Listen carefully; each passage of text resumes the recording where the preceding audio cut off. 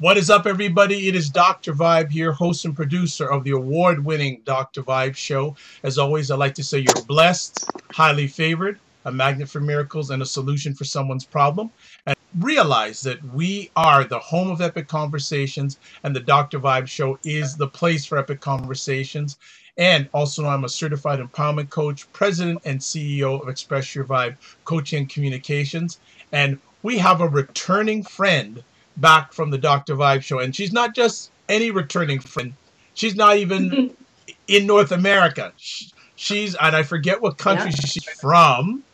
Tell me. I'm from America, but I'm in Bolivia. You're in Bolivia, but we have Lia Miller, aka Lia the World Traveler. She's a wife, mother, professional diplomat, award-winning blogger, children's book author, social inclusion and diversity advocate, DIY locked naturalista, avid reader, foodie, movie buff, sports and exercise enthusiast, passionate about the arts, news junkie, and a world traveler. What is going on? Long time no chat. How you doing? I'm great. It has been a little while. How are you? Blessed, highly favored, magnet for miracles, and a solution to someone's problem. And it's great to have you back on the Dr. Vibe show. And we're live streaming via YouTube and Periscope. So if people say, what's Dr. Vibe doing, looking down every once in a while, just checking out what's going on Periscope, as you heard in the background there. So my apologies for that. But yeah, so certainly put your messages either through, if you're watching on YouTube or if you're watching on Periscope, we will respond to them. So, Lia, what has been going on? How you been? What's been happening over the last few months? Gosh, I mean, so many things. I've been busy trying to do being a superwoman like every woman tries to do, still being a full-time professional, full-time mother, full-time wife, full-time friend, and still find time to pursue my own passions and hobbies and trying to juggle it all, which kind of, is a good segue for our conversation tonight. But I've been busy just trying to hone my craft as a writer, focusing on my side hustles and trying to turn them into main hustles. Because as you know already, I'm overseas because I work for the federal government. But, in this era, regardless of what you do, you have to have 2 or 3 side hustles to sort of even get to where you want to be in terms of your goals financially or in terms of where you want to be. So for me, I've been focusing on those other side hustles lately, working on writing. Right now, I'm a featured contributor for this website called govloop.com. Okay. And it's essentially a website that promotes people who work for government, public servants. And it's sort of like an opportunity for professional development and professional growth. So I've been selected to be in the most recent cohort of featured contributors. And I've been writing about a variety of topics, including work-life balance as one of them. But also just, for people who are first-time managers, what kind of skills do you need to be an effective and good manager? What kind of clothes should you wear to the workplace, especially if you work in a place that's more conservative and you don't want to just wear black and blue boring ass suits all the time. Kind of, infuse a little bit of your personality without kind of looking inappropriate. So an article about that.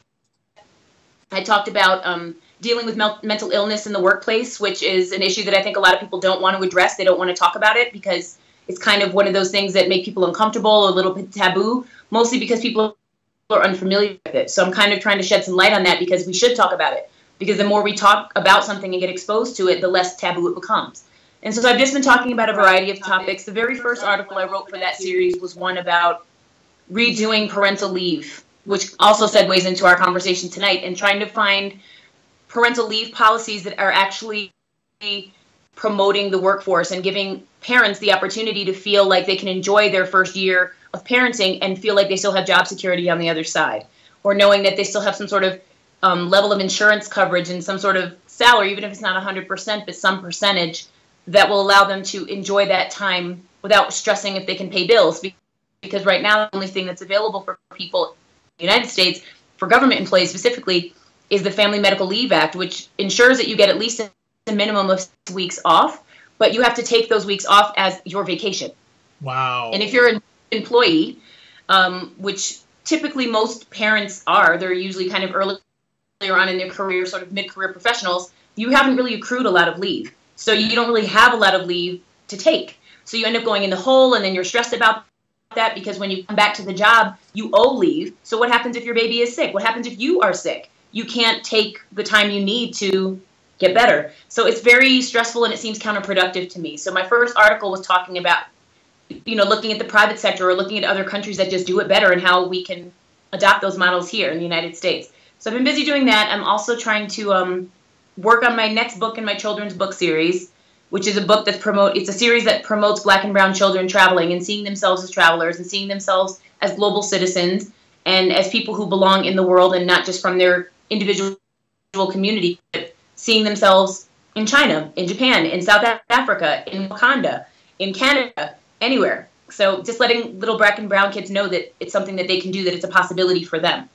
And the last thing I've been really focusing on has been my social enterprise that I'm working on with my bestie from college called Peace and Purpose, which is basically a catalyst for female entrepreneurs of color from third world or developing countries to help break into the United States market, into U.S. niche markets, and basically sell their products. So the products that we have range from clothes to accessories like bags, jewelry, some skincare lines, and we're steadily trying to identify new entrepreneurs that we can kind of bring into the fold and sort of bring the two worlds together. We have a lot of consumers, a lot of fashionable professional women in, the United States and Canada, and we have a lot of fashionable professional women outside of the United States and Canada who are making these amazing things, and you need that connector, and that's where Peace and Purpose comes in. We connect those two markets so that, more people are exposed to awesome stuff. Excellent. As just put my head down here, Michael Musnow, thank you so much for joining on the Periscope side. Everyone who's watching live or on the replay, we are speaking with Lia Miller from Bolivia live, otherwise known as Lia the World Traveler. Just before we get more into the conversation, when you looked at other countries in regards to how they handle maternity, paternity leave, did you at all look at Canada? I didn't. And I guess in my mind I should have, because you guys are our closest neighbors and in many ways I think the most like us. And I didn't think to look at that. I looked at places that most people would take for granted as being a model. Because when people think of countries that do it best, a lot of people automatically default to Europe. But I decided I wanted to not look at the European models, although I did use a couple of examples from Europe. I'll admit that. But I looked at places like Nigeria, India, Japan, Singapore. All of those places have much more liberal leave policies that are much more supportive of both not only mothers, but fathers as well. Yes. And I'm assuming that Canada probably falls in line with that. But I wanted to make the point that the United States in particular thinks that in many ways we've got the answers and we do things the right way. But in many ways, we're really behind, in most ways, including parental leave. And so I wanted to just make the point that we always talk about how much the United States has to offer others. But I think we're at a point in world and global history where a lot of other countries have things that they can offer and show us. And even though the United States is an amazing country, it's one of the best countries in the world, it's still very young. It's kind of in its infancy compared to a lot of other countries in the world. So I still think the United States has a lot to learn from other countries and other models of doing things. So that's why I intentionally looked at places that you wouldn't think to look at as being a model for parental leave policies, but there are many. The United States, in fact, is one of the worst. How come you didn't suggest for a conversation topic tonight? We're going to parking lot it, though. We're going to come back to it, though. I think that's a very good... We'll do that one another time. It's absolutely, because it's actually just one final point on this. Actually, for those who don't know, I do work full-time with an organization that helps and supports African Canadian fathers.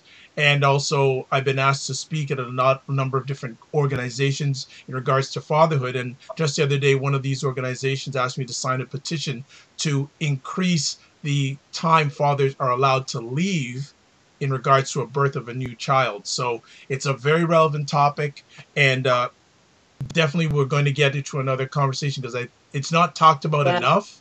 So it's not. No, so we will get to it, and that's one thing. Always more and more content to share with you, the audience. And again, thanks for everyone watching live on Periscope or YouTube. If you have any questions or just want to identify yourselves, certainly we'll give you a shout out. But tonight, and this is a great conversation piece, work-life balance. How do women make it seem so effortless? And this is so interesting because I was saying on a Facebook Live broadcast promoting our conversation tonight, I was listening to a lady who owns her own business, entrepreneur, a few days ago, big organization, and when she was talking about balance, she said balance doesn't exist if you're an entrepreneur. Yes.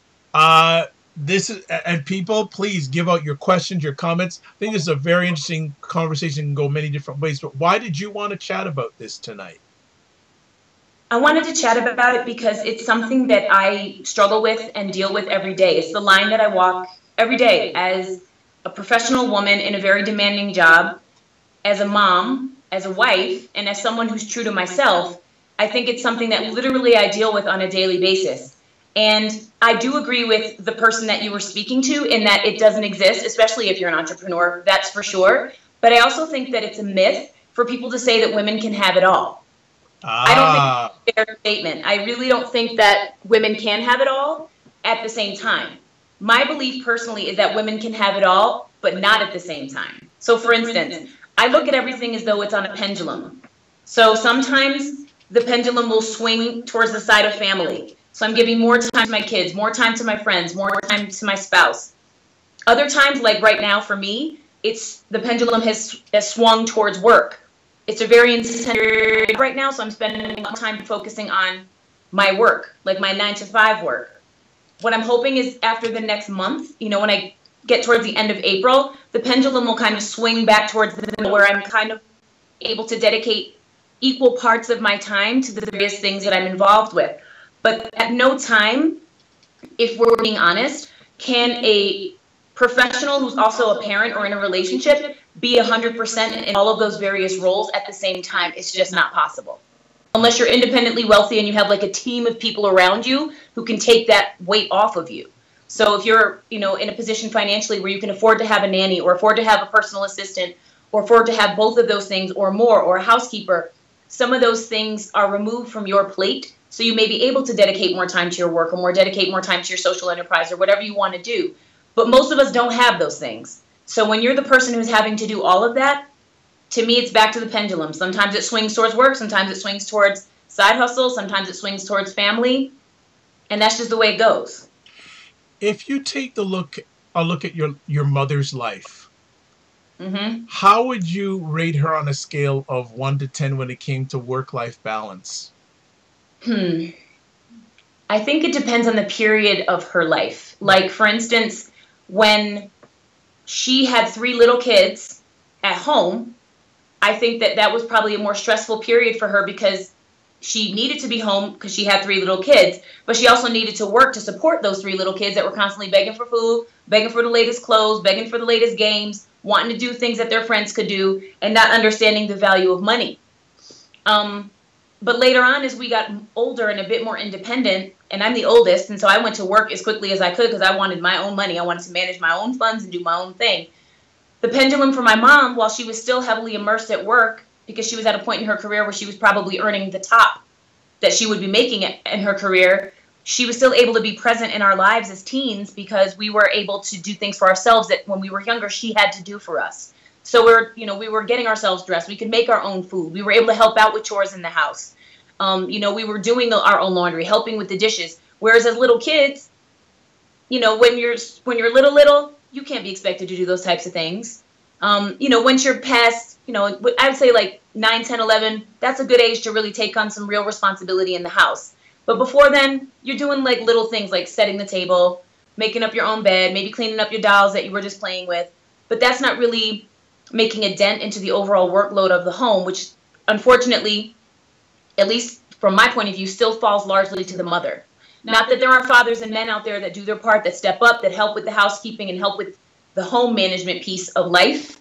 But largely, I still see, even in my own peer circle, that a lot of those responsibilities are still falling to the mom. And so I feel like in terms of rating my own mother, again, it would really depend on the period of her life. But I feel like towards the end, like when we hit college years, she was a 10. Because she had the freedom to be involved. She had the freedom to talk to us. She had the freedom to come visit us in college. But when we were little kids, I would rate her lower because she was stressed. She was spread too thin, trying to, make sure that we were, on track, clean, fed, clothed, and doing our thing at school. And she's meanwhile working crazy hours and 2, 3 jobs to make sure she can keep a roof over our head. So it really depends on the time. How often does this conversation come up with the women that you associate with? Not explicitly, but I would say it comes up probably like once in every 2 or 3 conversations I have with my friends. It may not come out straight as a conversation like, hey, let's talk about work-life balance.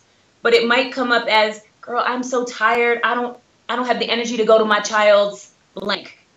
But they go anyway. But then a few weeks later, they'll be like, oh, girl, I had to go to the hospital because, you know, my heart started to palpitate or something like that, because they're sacrificing their own well-being to take care of everybody else and everything else in their lives. And to me, that's evidence of an imbalance. Because the sacrifice is their own health and their own well-being. And I think that that's a sacrifice that women make and have historically made and continue to make, is that they try to take care of everyone and everything else and put themselves last on the list. And I mean, now I'm sure you've heard everybody's talking about self-care, self-maintenance, self-love, and it's really good to say, it's harder to do. True. Fully. And you can't do self-love most of the time on your own. Exactly. You need a network. I mean, even if you're a single mom, you need to gather your girls around you, gather your family around you and your social network, because you need that support to free you up to be able to go and do that self-love thing, that self-care activity. It's not always easy when you are a single parent. When you have a mate or a spouse, obviously it's easier because theoretically you're splitting, you know, the responsibilities, or sharing those responsibilities together. And so I think that couples that have two people in it have the advantage. It is much harder for single moms, but not impossible if they take advantage of their network. You said a very interesting word amongst many. You use the word theoretically. Mm-hmm. So I'm going to go there. Okay. I'm going to go there. So with the relationships of others that you know, other ladies in your group, are a number of them feeling that their significant others, whether it's husband, boyfriend, etc., are not carrying their weight, which makes the balance, work-life balance, even more steep a hill to climb? I think so. I mean, in my social circle, I'm blessed to find a wide variety of people, a very diverse group of friends. So I've got friends that are in homosexual couples. I have friends that are in heterosexual couples. I have friends that are single, friends that have been married for many, many years. But I would say in many of the cases that I can look at, a lot of the things still fall to the women. Amongst my friends, it's more balanced. I think that my friends have chosen well. They've picked men or partners who are doing their part in the relationship, who communicate well with them, who can kind of read them and know, like, when they walk in the door, if they've had a good day or a bad day. And they know that they may need to keep the kids off of mommy